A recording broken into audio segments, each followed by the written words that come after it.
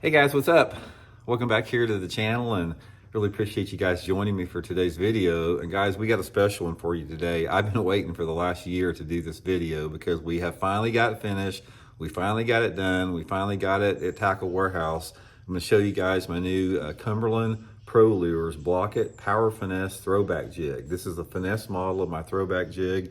A lot of you guys have been using and have bought my just traditional throwback jig, the flipping and pitching model. But guys, we have a finesse model today. And guys, this is going to be actually probably twice as versatile as the throwback jig. I'm gonna show you the jig. I'm gonna show you guys, I've got 4 different trailer setups I like to rig with this. And then we're gonna have a conversation about when you want to use a finesse jig over a regular jig, because each of them have their own place and they have their own situations.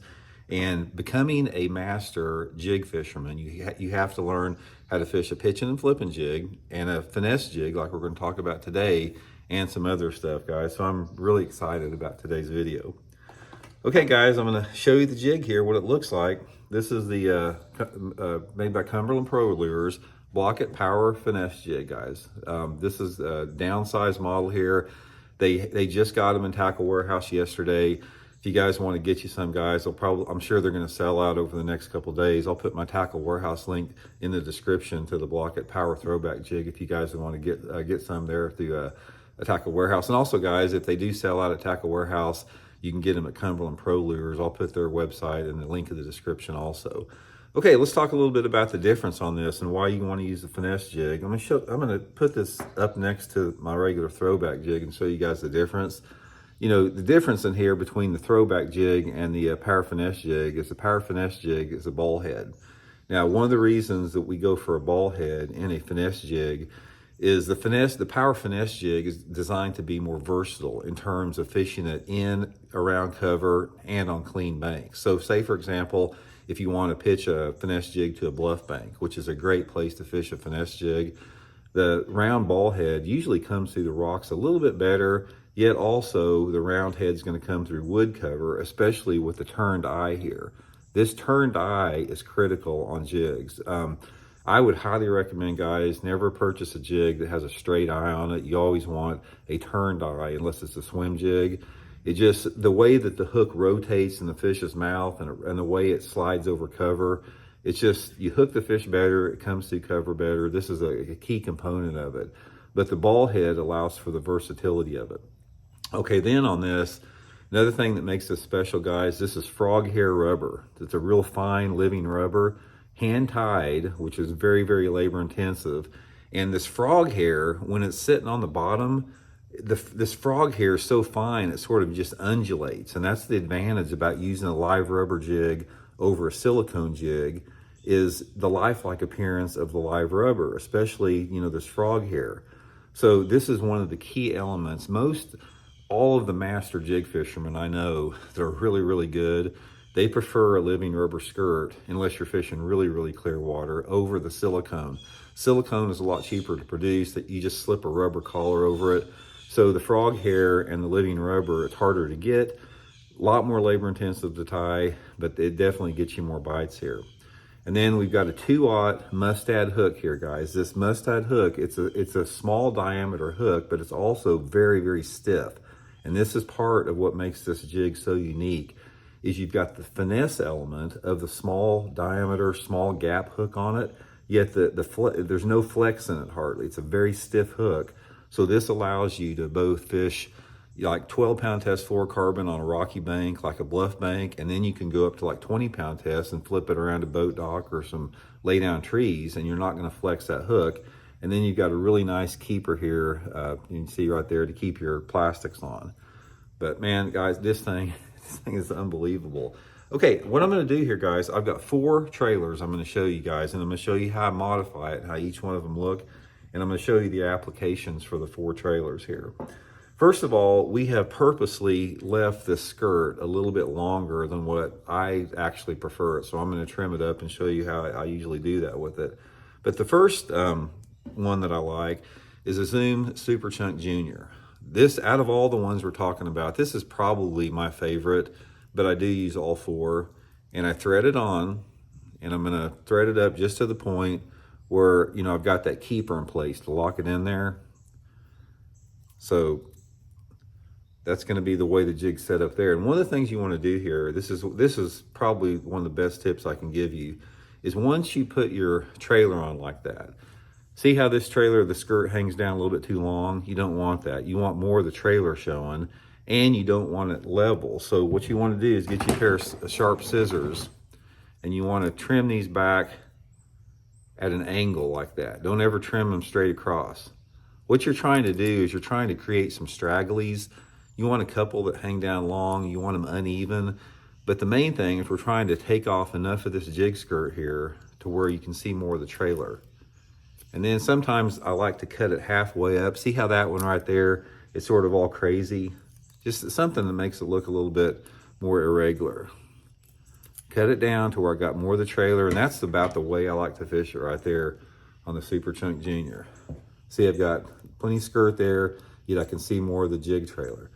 Guys, does that not look freaking edible right there? If you're a bass, would you not bite that thing? It's just one of my favorite ways to fish it there. Okay, now the other trailer, a couple other ones I have here. And first of all, guys, you can't go wrong with this setup here. This works in, I don't care what type of cover you're fishing. It'll work 12 months out of the year. It'll work in any type of cover you're fishing. So the Super Chunk Junior is probably one of the most versatile there. I'll link also, guys, I'll link all of the, or you can get them. I'll just put my Tackle Warehouse link in the description if you guys like to get these trailers. They're all Zoom trailers, so you can do that. Okay, the next one, guys, is a speed craw. Now the speed craw, what I want to do with this thing is I modify a little bit. I usually cut, there's speed craws in segments, and I'll usually cut like 2 segments off of it here. So I got a little bit shorter. And then I'm going to come in and just thread it on there. Now the thing that the speed craw is going to do different than the Super Chunk Junior is that it's going to slow the fall of the jig down. And by the way, guys, the Blaukat Power Finesse comes in three different sizes and 6 different colors. So I'll have all the different colors in there. But this is another way I like to fish it. Now this particular way I like to fish it right here with the legs like that is in a little bit cooler water. So say for example, if the water temperature is in the 50s, I'll go to the speed craw here because it'll slow the fall down a little bit. And a lot of times I'll still want to use like a heavier head, but if I want that fall slowed just a little bit because of the cold water, I can put the speed craw in there, and that's going to slow it down a little bit. Ultimately, also, guys, on this, you have to experiment. Sometimes, there's not any rule of thumb. It's just experiment to see what they want. Now, the next one, guys, this is the Zoom twin tail right here. This is just the old school twin tail. And this is one that's associated a lot with football head jig fishing. But one of the things that I really like to use the twin tail trailer is around boat docks. For whatever reason, this twin tail, it's a different type of a curly tail than the speed craw. It doesn't drag quite as much. It falls a little bit faster, but you got a lot of action with these twin tails here. So this is a setup that I'm going to use in clear water, or especially around boat docks. It'll work around other type of stuff too, but the visibility of these tails really moving a lot like that is really good in super clear water. So if I'm fishing water visibility over about 4 foot, I'll use the twin tail here quite a lot. I catch a lot of fish on that. And then finally, when I want to create a true finesse jig, like a really, really small profile, what I'll do is I'll take the Zoom little critter craw here, and I'm going to cut about 3 segments off of it. I'm going to cut the side legs. I don't really care for these side legs. They drag the bait a little bit more. Cut those off. And then I'm going to cut the little tentacle off in between to give it more separation. And then on this particular jig, I'm going to put it on, and I'm going to show you how short we're going to cut this thing back. It's going to make a nice little tidbit looking jig. Like that. And then I got a little bit lighter one here, and I'm going to really cut the skirt back a lot on this one.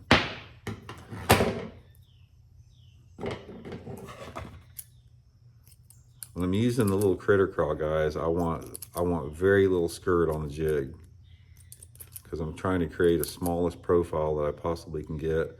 Another thing, guys, the The weed guards on the jigs, they come like this. A lot of times I'll cut them back where they're a little bit shorter. Cut that back a little bit. You can really take a lot off on the speed craw. And this is going to be a true finesse setup like here. A little speed craw in there. This is one right here, guys, that I'll fish like on lighter line, 10 to 12 pound test, Seaguar and Vizex line, rock and wood boat. But this is the sort of like the original setup, the old Akins jig, which is like some of the predecessor of the finesse jig. This is sort of the setup for that, but it's really downsized. So let me show you guys here too, the two different scenarios with it. This is the Zoom Super Chunk Junior. Larger profile compared to the little one like here. This is the same jig, it's just a little bit different. Skirts cut down shorter with a little bit shorter trailer there. So guys, there it is. Like I said, I'm really happy with this. Guys, you're gonna love this jig. Like I said, a finesse jig is usually a lot more versatile than a full-size jig. A full-size jig like my Blaukat Throwback jig, this is a great jig when you're fishing around, you know, some type of cover, like you lay down trees, boat docks, grass beds, lily pads.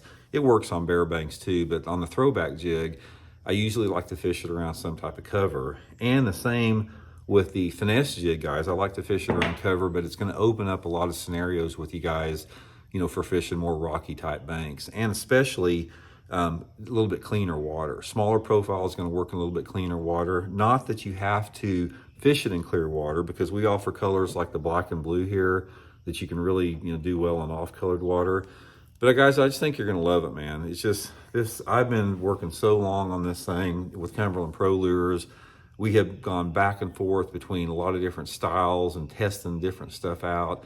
And guys, the Cumberland Pro Lures, I have never worked with a company that has such a, they have such a commitment to attention to detail. It's like every single aspect of this jig, the hook, the length of the hook, you know, the hook bite diameter, the frog hair rubber, everything about it was very well thought out and analyzed to make the perfect finesse jig. You're not going to find a finer finesse jig on any company out there. You're not going to find a finer finesse jig. And I'm not saying that just because my name's on it.